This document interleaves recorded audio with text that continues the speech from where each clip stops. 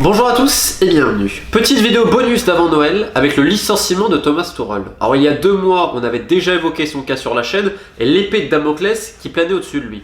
Alors pêle-mêle, c'était notamment pour les performances sportives, première raison, mais également sa relation très conflictuelle avec Leonardo et d'autres personnes qui faisaient déjà suite à une relation conflictuelle avec Antero Henrique, et puis également parce qu'il avait déjà perdu une partie de l'effectif qu'il a complètement paumé lors du match contre Istanbul Başakşehir. Alors je pense que vous vous souvenez des événements, des 2 équipes qui sortent du terrain, le match sera donc rejoué le lendemain, mais à ce moment-là, Tuchel il est contre. Tuchel va contre ses joueurs et dit mais non, faut rester sur le terrain, on peut le gagner sur tapis vert. Et il va avoir un discours qui va choquer les joueurs à ce niveau-là. Un discours qui avait été appuyé et soutenu d'ailleurs par son staff, dont Zoumana Camara. Et même après le match, Thomas Tuchel continuera de bouder en disant qu'il ne comprend pas la décision de ses joueurs, etc.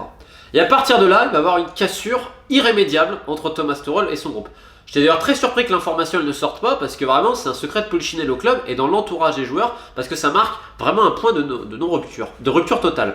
Et donc, ajouter à cela les entraînements, beaucoup commencent à se plaindre, les questions sur la préparation physique, l'absence de préparation de certains matchs ou la préparation minimale, l'absence de consignes individuelles parfois, notamment sur le pressing, est-ce qu'on va presser haut, etc., la ligne de pressing, enfin sur plein de petits détails, et également la remise en cause tactique, alors on parle évidemment du choix de Marquinhos, mais plus généralement de la défense à 3, le 3-5-2, je peux vous dire que les joueurs n'y croient pas du tout.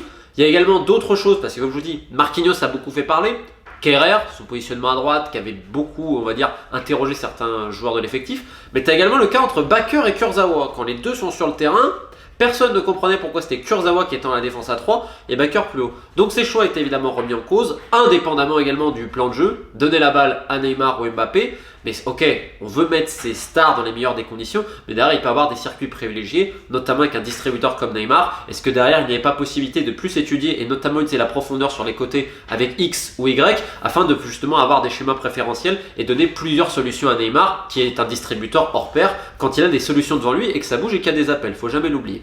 Bref, tout ça pour dire quoi? C'est qu'on avait des performances absolument mièvres et maussades lors des dernières rencontres. Lorient, je pense, c'est quand même un peu le summum parce que sans la maladresse des Merlus en première période, tu arrives avec 1 voire 2 buts de retard au parc, c'est quand même très inquiétant. Et donc, on a fait passer le message évidemment à la direction, ça ne va plus, c'est cassé, etc. Et donc forcément les messages remontent ensuite à Doha. Bon, évidemment on fait remonter les messages qu'on veut, avec les messagers qu'on veut. Mais à un moment donné, l'émir a dit, c'est fini, voilà. Et moi on m'a dit aujourd'hui quand j'ai appris la nouvelle, j'ai appelé 2-3 personnes, on m'a dit mais Romain, le prince engage, le prince dégage. C'est comme ça, c'est pas Leonardo, c'est pas Nasser. Une décision pareille, elle est prise à Doha par le grand patron. Faut pas oublier que s'il ne peut pas s'investir dans la vie quotidienne du club parce qu'il a un pays à faire tourner, le PSG ça reste quand même un peu la prunelle de ses yeux. Il regarde ça avec beaucoup d'amour, fan absolu de sport, alors surtout de tennis et de football. Et donc toutes les décisions importantes, c'est lui qui les prend. Alors après, conseillé par plusieurs personnes, ça un jour on fera sans doute un épisode spécial de tous les gens qu'il y a autour du schéma de décision, comment ça remonte au Qatar et tout. Donc quand déjà on lui dit ça va plus, à un moment donné c'est lui qui prend la décision.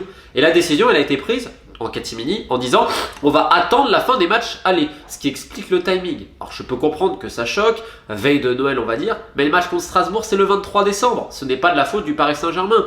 Ils ne l'ont pas viré avant, ce qui a beaucoup surpris parce que là la situation est quand même vraiment pourrie. Dans tous les sens du terme, on y reviendra un petit peu plus tard. Donc ils ont attendu à la base financièrement, en disant ça va quand même nous coûter cher, on n'a pas envie de dépenser là-dessus, donc on va continuer, pour le moment ça tient. Alors que c'est quand même passé sur un fil sur les qualifications en Ligue des Champions, faut quand même pas non plus l'oublier. Je pense qu'Anthony Martial pourra regretter les occasions qu'il a loupées ce soir-là. Et donc là, on a dit, on va attendre. Pourquoi? Parce que dans le staff, il n'y avait personne, et même au club, capable de faire l'intérim. Donc ces dernières semaines, on a dit ok, on va laisser finir tout ça, il y a des matchs tous les 3 jours, on ne peut pas changer d'entraîneur maintenant. Dès qu'il va y avoir une pause, maintenant on le fait, c'est sûr, et ça a été pris à Doha la décision. Alors qui va le remplacer, j'en sais rien, je ne suis pas dans le secret des dieux. Par contre là, ce qu'on va aborder, c'est à quel point le PSG use les gens, et encore plus chez les entraîneurs. Souvent on dit que c'est un club qui rend paranoïaque, qui rend fou, et c'est d'autant plus vrai pour le poste de coach. Ancelotti, Blanc, Emery, Tuchel. Ce ne sont pas des imposteurs, ce sont quand même des mecs qui ont des qualités, mais qu'au bout d'un moment, sur la fin, sont complètement usés, sont carbonisés et n'y arrivent plus. Pourquoi? Parce que le PSG, et on le dit souvent, c'est pas parce que tu vas changer de coach, voire de joueur, que ça va changer la bonne organisation du club. Tu as un club très conflictuel, que ce soit de la communication, chez les kinés, à la section sportive et tout, et tant que tu n'auras pas résolu ça, et tous les vautours qu'il y a autour, tous les parasites, tous les gens qui sont là, tu sais pas trop ce qu'ils font, et bien quand tu n'auras pas réglé ce problème-là, que tu n'auras pas un organigramme clair, ce sera toujours le bordel. Donc là, le changement de coach par contre, il est bienvenu, il est nécessaire, et le timing, eh ben, je pense que c'était le meilleur timing dans les circonstances qu'ils avaient. Et là aujourd'hui, tu as besoin de quelqu'un qui va réinsuffler quelque chose. Alors là évidemment, le coach qu'ils vont prendre, sans doute, est libre, donc ça fait qu'il a eu le temps de se régénérer mentalement, c'est très important, parce que là on arrivait vraiment à une fin de non-retour. C'est-à-dire que vous aviez un coach énervé, frustré et négatif. Est-ce que le club respire la joie de vivre actuellement? Est-ce que tu sens, indépendamment des grands joueurs qu'il y a, que les joueurs sont heureux de jouer, que le staff est heureux? Est-ce que les fans prennent du plaisir en regardant les matchs? Je veux dire, on avait quitté, on avait absorbé la joie de vivre du coach et toute l'énergie possible même des joueurs. Donc, on peut parler évidemment physiquement, mais c'est aussi mentalement. Et d'ailleurs, Tourelle l'avait dit, les joueurs mentalement, cassure complète. Donc, c'était nécessaire parce que là, ça allait vraiment, t'étais quasiment en train de t'empaler contre le mur. Là, tu y avais droit complet. Donc, il n'y avait pas vraiment le choix, c'était la suite logique. Et dans le même temps, comme je vous dis, cette absence de travail, notamment du staff, de remise en question de Thomas Tuchel, qui, on peut pas lui dire, Thomas, peut-être que... Non. C'était impossible. Et ben, à un moment donné, tout le contexte paranoïaque, parce qu'il a même rajouté des gars à lui. Donc ça fait que maintenant, si tu veux lui parler, même les gens du club, fallait passer par X ou Y.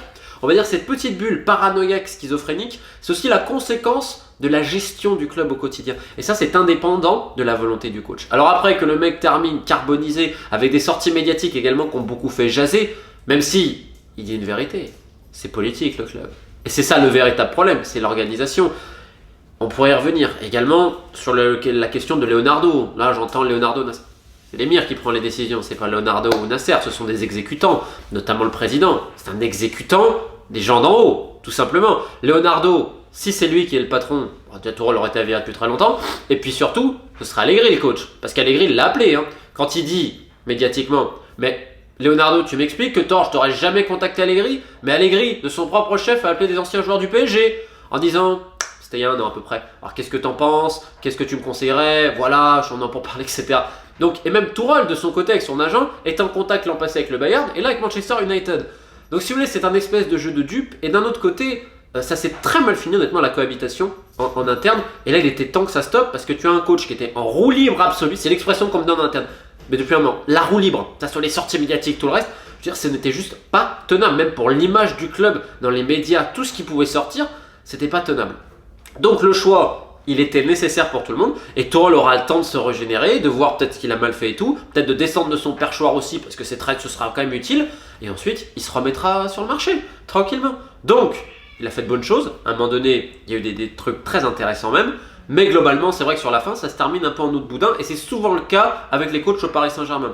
Donc on en arrivera sur ce qu'on dit depuis des années autour du club, c'est bien beau de changer de coach, c'est bien beau de changer de joueur, mais à un moment donné, il faut changer le cadre. Et là, on va être optimiste pour une fois. C'est que d'une, la décision, là, elle a été réfléchie, elle a été programmée, et en plus, elle a été bien gardée secrète, donc c'est parfait. Deuxièmement, c'est que Leonardo, il est encore sous surveillance, parce qu'en même temps, il a des relations très conflictuelles aussi avec les cadres du vestiaire. Troisième point, il va falloir régler le cas Mbappé, qui devient, je cite, de l'avis de je ne sais pas combien de personnes en interne, insupportable. Donc ça, c'est aussi un autre souci. Et quatrième point, il va y avoir des gros changements l'été prochain. Donc, honnêtement, je suis souvent négatif, etc. Là, je suis plutôt optimiste. Parce que je sais notamment les noms auxquels ils pensent au Qatar.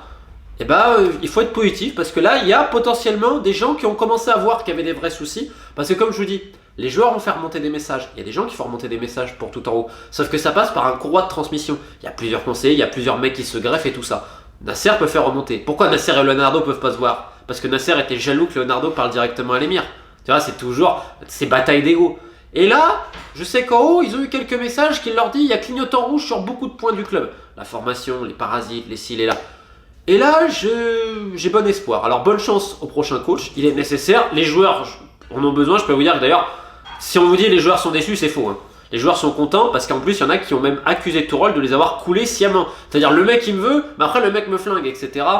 Donc, c'était devenu trop conflictuel. C'est mieux pour tout le monde. Bonne chance, évidemment, au Paris Saint-Germain et à son prochain coach.